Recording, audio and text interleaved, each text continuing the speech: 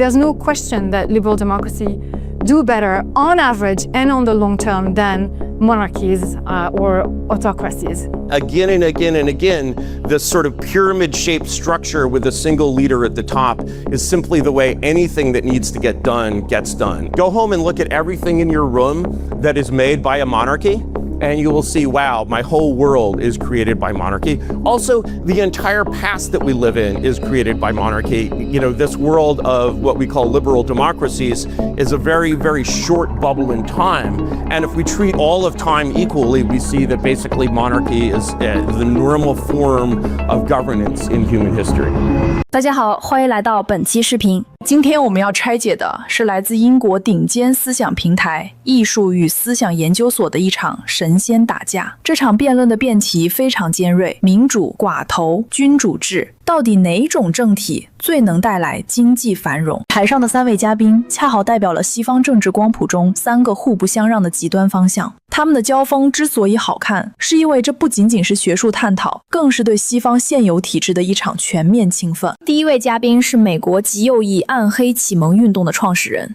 你没听错，在21世纪的今天，他是一个公开的、坚定的君主制主义者。他认为所谓的自由民主不过是人类历史长河里一个短暂的泡沫，君主制才是历史的常态。他主张用 CEO 君主制来取代美国民主，直接用一个不受立法和司法制约的超级强人来重组国家。他的读者群背景惊人，包括硅谷巨头彼得·蒂尔、马克·安德森，甚至美国现任副总统万斯都曾多次引用他的观点。更有意思的是，他常年使用的笔名叫孟墨子，用东方的亚圣孟子来包装他反民主、反平等的威权主张，这本身就是一个极具挑衅性的符号。Modebug 意思是霉菌、程序漏洞。在他眼里，民主就是一套漏洞百出的过时软件，急需他这种人来彻底重写。他根本不在乎中国是不是威权，他只关心中国是否强大、高效。在他看来，中国模式的成功就是资本主义不需要依赖民主体制的最佳铁证。第二位是英国激进左翼最响亮的声音之一，也是著名左翼媒体诺瓦拉的联合创始人。他的核心理念可以用他的书名来概括：全自动化豪华共产主义。他预言资本主义必将走向崩溃，但技术自动化和能源革命会创造出史无前例的物质丰裕，把人类从枯燥的重复劳动中彻底解放。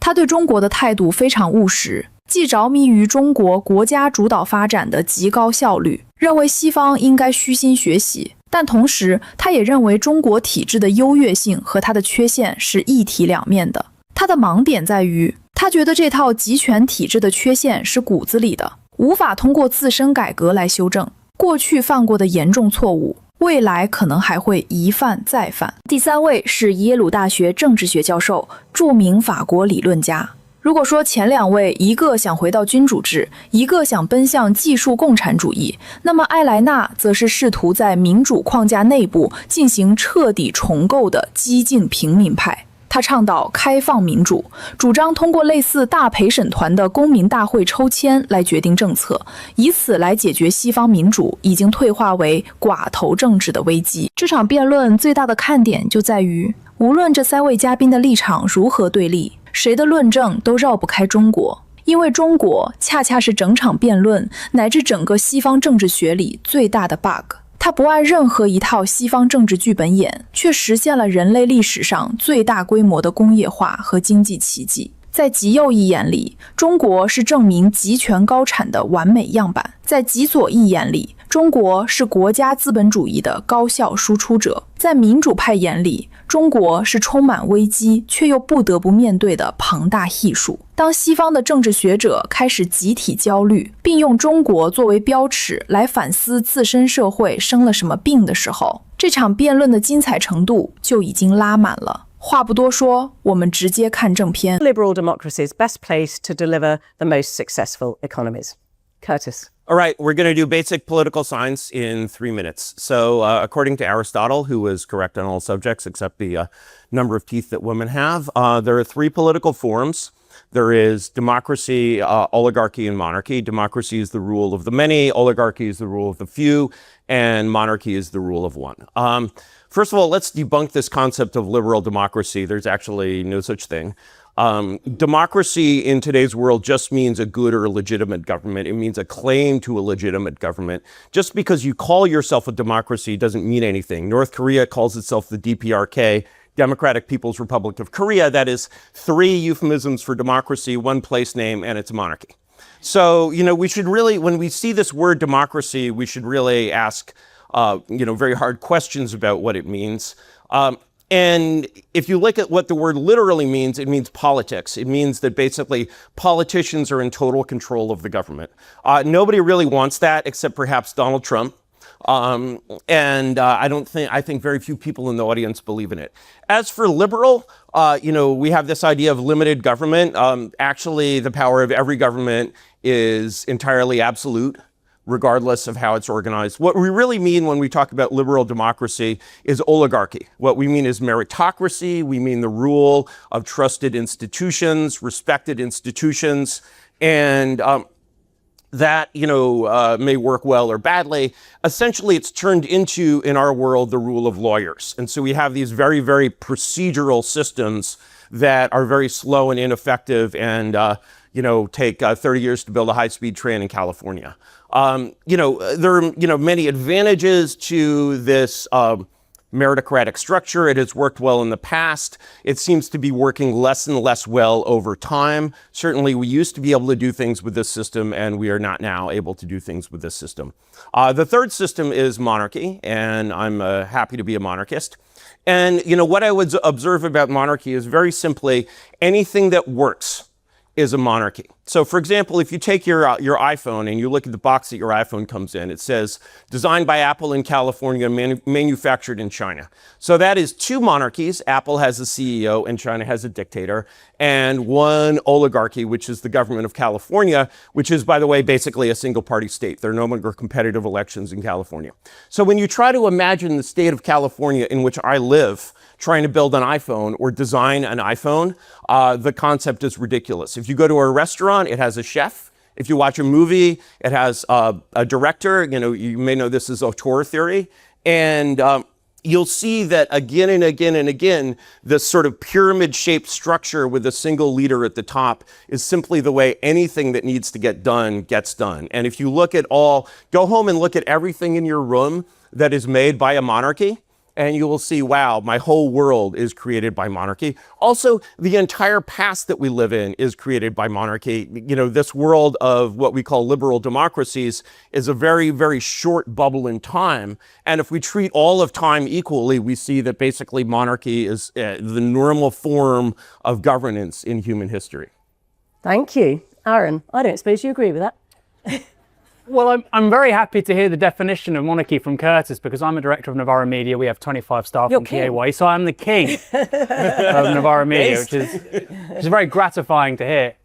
I would agree to the extent that we don't really live in a liberal democracy. I don't think there's such a thing as a liberal democracy. I do think we're talking about ideal types here, democracy, monarchy, oligarchy, and virtually all systems across time and space have integrated aspects of the 3 of them. It's the same with regards to economics. We have a market economy, but we have many forms of economic life which aren't subordinated to markets. And that's basically the same everywhere, maybe with the exception of the People's Democratic Republic of North Korea.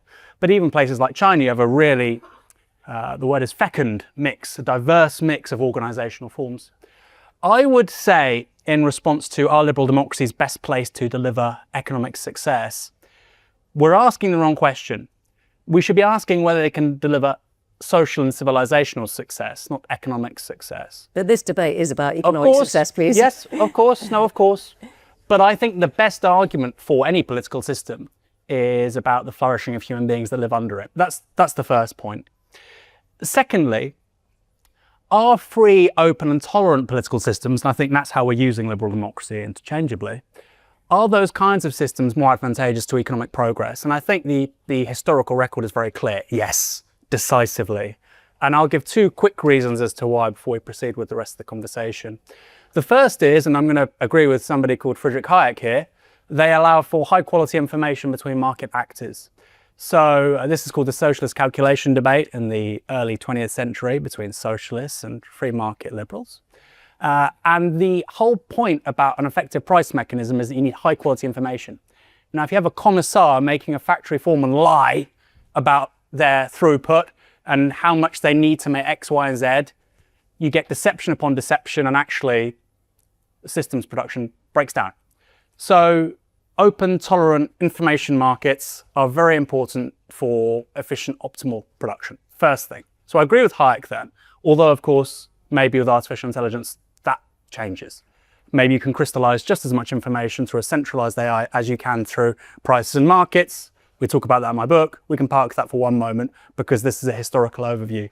Secondly, why have free, tolerant, open societies been better for economic progress? Compare Europe to China until now. Okay? So why does Europe make such extraordinary progress in the 5 centuries after the 16th century, while China goes nowhere? Fundamentally under the Qing dynasty, it goes really nowhere. Well, one answer is that because Europe has this diverse state system, people who disagree with the government in one place can go to another. In our own country, we've got John Locke, we've got Thomas Hobbes. When they said things that power didn't find particularly amenable, they could go elsewhere. That's also true with regards to political philosophers, but also innovators, business people. John Calvin, right? A political entrepreneur. He was a refugee. So I think that's been a huge advantage of the European system over China for a very long time. If you wanted to try something, if you're a dissident, if you're heterodox, you could go somewhere else. Those people also existed in China. The point is you had this one big civilizational monarchy, and if you weren't in favor, you couldn't do what you want to do. So I think those are the two really compelling arguments for open, free societies historically. Better quality information and the ability to do what you want to do somewhere else. Okay. So we'll get back to why China has now surpassed us later. Or has it? You know, that's the question. Well, Hélène. So the question is not whether a regime can deliver short spurts of growth. Many countries can do that, but whether a regime form can deliver sustainable, durable growth, broadly distributed well-being, and innovations, including technological innovations, right? And I think on this, the social scientific record is very clear. Liberal democracies beat any alternative regime form. And we actually know why, since the fundamental work of people like Daron Acemoglu and Jim Robinson. They have a book, 2012 book called Why Nations Fail, and they look at like the history of the world, frankly, and they show that what causes economic growth fundamentally are inclusive political institutions. If you have inclusive political institutions, meaning you have universal suffrage, political rights for all, you will create inclusive economic institutions as opposed to extractive ones that benefit only a few. Anyone from any background can get a patent, can make money, can have a good idea and benefit from it. And that ultimately is what fosters, technological innovation, creative destruction, which is the engine of growth, and ultimately well-being for all. And so I think that, they even have an article in 2019 where they looked at 150 countries over 40 years. There's no question that liberal democracy do better on average and on the long term than monarchies or autocracies. So I don't think there's even like a question mark. The problem is that we wouldn't be here if there were not problems with our existing liberal democracies. And my view is that it's because they've become less and less democratic over time, much closer to oligarchies actually. They've facilitated concentration of power at the top. There's problem with antitrust law that cannot be quite implemented. So we're actually losing in democratic validity and quality, and that has the repercussions on the quality of the well-being that people can enjoy. So for example, I think the question of globalization, right? It was probably done in too much of an oligarchic fashion, benefiting too few people at the top, too many at the top and too many at the top and not enough at the bottom, because there was not enough mechanism to include the voice of workers, for example, that suffered from the process and the competition with China. So I think we can do a lot better. I've advocated myself an alternative vision called open democracy that involves bringing in the voice of everyone equally through citizens' assembly that are sort of maxi juries, if you want. But still, absent, an implementation of this better version of liberal democracy, I think what we have is actually much better still than monarchies and non-inclusive regime forms. I would say it's also because the beauty of this regime is their resilience, right? We learn from our mistakes in a way that, for example, China takes time too. Like, look, the mistake of the one-child policy, taking fetuses from women in rural China, right? That's a mistake they made for 35 years. Like, there was no mechanism to say, hey, what are we doing here? Or to allow for pushback and resistance. And I think, at least in democracies, we make a lot of mistakes, but we fix them over and over again. And I think that's the anti-fragility of the system, as Nassim Taleb would put it, that makes it superior to other regimes. Okay, so if at least two of you are agreeing that liberal democracy is a precondition for sustainable economic success, how do we explain the rise of China's economy in the past couple of decades? Well, yes, I'll ask you. And can I jump in, actually? I think sure. Even more than explaining China, I'd like you to explain Germany between, say, 1700 and 1940, because we see that Germany, speaking about open and inclusive systems, there's a line from Frederick the Great that I really like, where he said, I believe in freedom of speech. People can say what they want, and I do what I want. And that, to me, seems to be sort of the ideal kind of free and open, he's friends with Voltaire, right? That's an ideal free and open structure. And so if you look at the rise of Germany from an agricultural backwater across, it's very like the rise of China. It's often compared to the rise of China, but you see it becoming a huge industrial power. And then, it takes a lot of, chutzpah for liberal democracy to take credit, for example, for the Apollo program. And which was actually the Nazi space program. No open, inclusive, political forums there, but they actually seem perfectly capable with science and technology, as of course does China today. Would you like to come back on that? Well, I think you can cherry pick examples, and as I said, the claim for liberal democracy is on average and on the long term. So you will always have exceptions. China is one of them. It's a big exception, so it is a problem for the theory. But listen, they had China had the wisdom to have inclusive economic institutions, actually allowing anyone to make money, but they kept the lead on the political realm. So that makes them very fragile. We don't know if this is going to work now that they're going to be trapped in the middle income trap. Like, they managed to lift 600 million people out of poverty, but not just out of their own brilliance. They partly piggybacked on everything the democracies had created, an open market globally, technological innovation that they simply copied, right? And they benefited from the naivete, in a way, of liberal democracies and the oligarchic dimension of those democracies, because some people at the top benefited enormously from outsourcing our production capacities to China.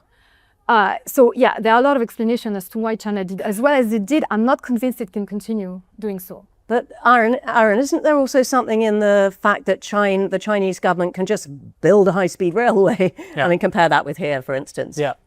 So I think we've already talked about the one-child policy, and it is very easy to marvel. I marvel at China. I think it's extraordinary. I think their economic system, by the way, I don't think necessarily should be understood as a dictatorship. It's a market system where the abstract interests of capital don't prevail over the political interests of the country. I think that's what's very unique about them. So it's a very formidable form of state capitalism.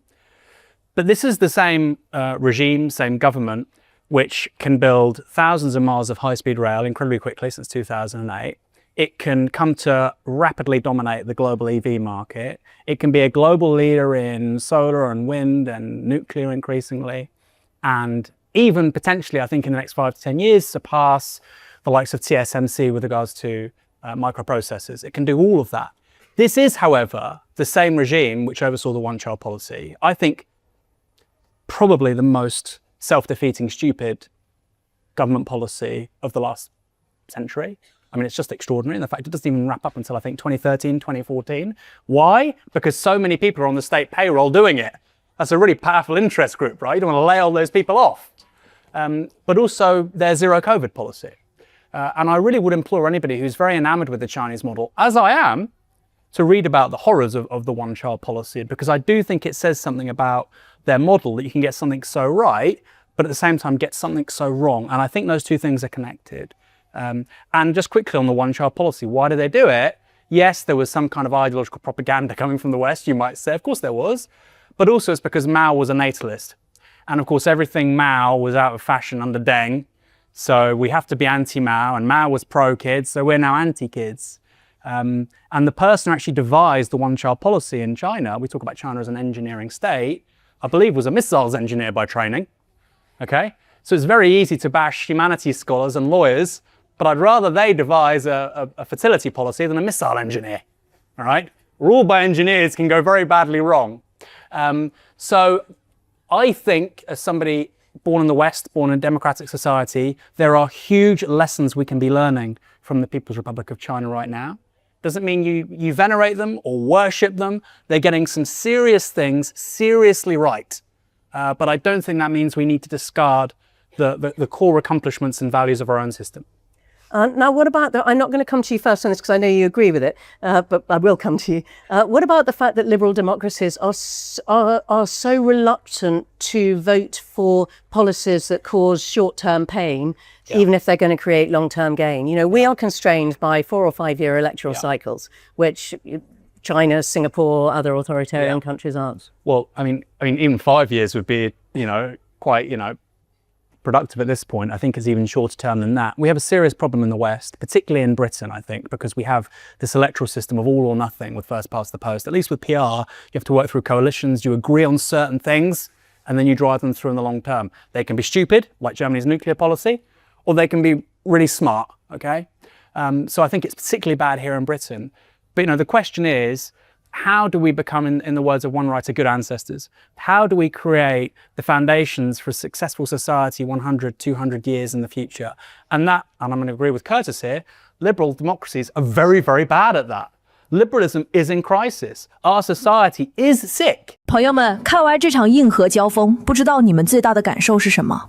在我看来，这场辩论最引人深思的，其实不是他们吵得有多激烈，而是在节目的最后，这3位立场撕裂到极点的西方精英，居然达成了一个无比沉重的共识：自由主义陷入了危机，我们的社会病了。这块遮羞布是被他们自己亲手扯下来的。过去，西方总喜欢居高临下的把世界的政治格局简单化2元对立，民主就是好的，集权就是坏的。但今天，面对中国这条巨龙的腾飞，这套教科书式的理论彻底失灵了。右翼的亚文看到了西方深陷律师治国的程序泥潭，连修条高铁都能扯皮几十年。于是他绝望地呼唤一个能像 CEO 一样杀伐果断的君主。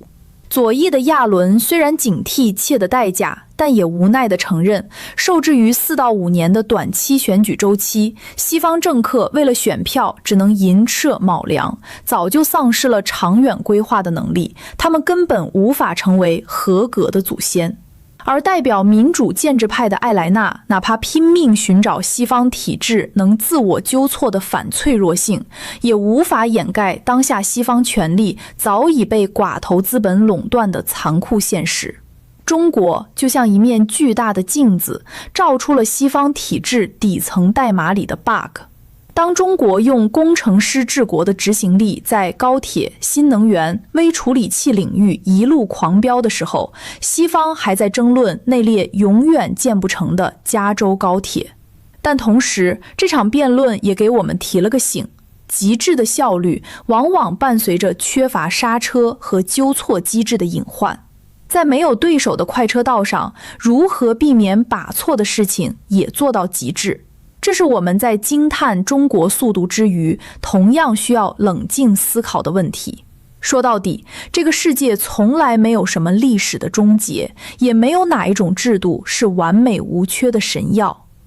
国家与国家的博弈，归根结底是演化与纠错能力的赛跑。在百年未有之大变局的今天，你更倾向于工程师治国的绝对效率，还是西方学者苦苦追求的自我纠错机制？欢迎在评论区留下你的高见，我们好好聊一聊。这里是小初看世界，感谢大家的点赞、投币与关注，我们下期视频不见不散。